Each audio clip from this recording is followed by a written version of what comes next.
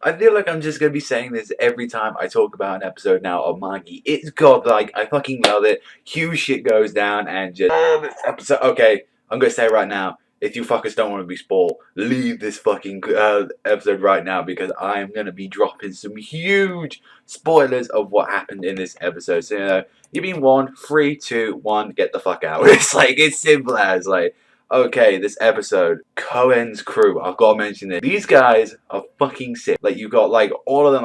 The only one I really remember is, like, Seishu, the snake guy. But you have that massive, like, all of them turn giant. Each one of them are using, like, a Djinn equipped from their masters. Like, you see the giant dragon guy that looks a lot like Drakon, just breathing fire on these black Djinns. You see like, them cutting them up. There's, like, a dude who's pulling some fucking Ubergin shit where he's biting through a pure black Djinn. And then, even while this is happening, they're all taking, like, pretty much a Djinn to themselves with their household items. And it's just like, when Cohen is just around, he sees his brother, which is, well, Koha, his arm is completely fucked up. Like, and he just heals him with his Phoenix, like, ability. And it's like, Cohen and Alibaba and Aladdin finally meet for the first time. And he confesses, and, like, Alibaba's, like, saying, like, to pretty much save his fucking ass. He's saying, I came here to protect, Koha. And for like Kohan knows that bullshit. He knows he's got his own ejector, but he's like, he thanks Alibaba for saving him. But he's like, he also admits, I'm the Prince of Salja. It's like, oh, isn't that the guy that went to Sindria? He's like, I thank you for that, but I do not pity you for losing your country. And it just puts Alibaba in his place right there. And he was like, he's like, Cohen, he's a cruel but fucking firm and fair guy. And it's like, yeah, you did save my brother. I know you got your own shit, but I'm gonna let this slide right now. We got bigger things to worry about than just this fucking crusty ass prince right now.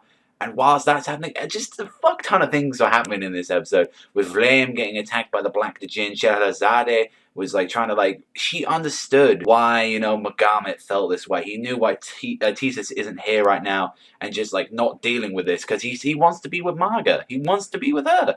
It's like, and he's got such a short life, and it felt like such like a mother-like role. That's what Scheherazade has been for like the past few episodes. She feels like she's like the mother of Vlaim. And then as well, she's actually sort of acting one to like Titus on his last few moments of life. And just when he realized that when Titus and Margaret persuades him to confront Mogamin, he's like, this girl is more mature than I am for the year of being born. And it's like, when you just see Titus just understanding him, saying, I like you, I like everyone, like, from the flame to you, and it's like, I'm gonna save you. And Titus sacrifices himself. The 14 years of Magi that Scheherazade has put inside of him, he uses it all up in one go, just so he can get Mogamet out of the furnace. And it's just like, even as well, when you just see like Mogamet's reasons, it's like, he really wanted to help people. He really was a true kind of guy, but how people just treated him caused him to fall into depravity. And it's just like, when you see Titus that when Magama was now about to attack someone, he just like grabs him in that black. It was just such a emotional fucking moment, and it's just a little insult to injury. It's like when you just see like Titus's skull, his skeleton just there in front of Magama, and even more the furnace not even reacting anymore to Magama, and it absorbs him into the dark furnace. And Yokuen, which I gotta give props to the fucking voice actress, she was just going in as her and Al Salmon. Welcome, Father. The dark spot is here, where the end of the world will be happening as it mixes in with a black rook furnace, and this is what they wanted all along. Even if, like, Mogamet has been stopped now, Al Salmon is like pretty much fucking making their way in there. Al Salmon, you do not fuck with these guys, especially fucking Gyokwe. She's there crying because of how happy she is over a fucking father arriving, and it's like Aladdin says it straight up. This is the end of the world.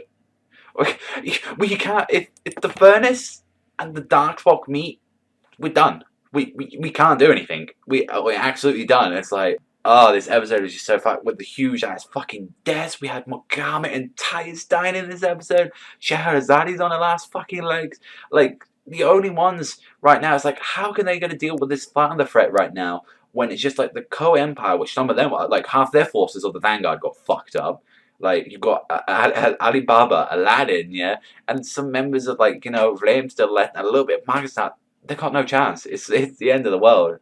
Another fucking 10. I gotta give this one. Magi, it's been a roll. I love the animation, especially in this episode. Really good. And it's crazy shit. Let me know what you think in the comment section below. What you think of that huge ass deaths? What do you think of like just all the crazy action in this episode? But that's all from me. So thank you very much for watching as always. Remember, I'll see you guys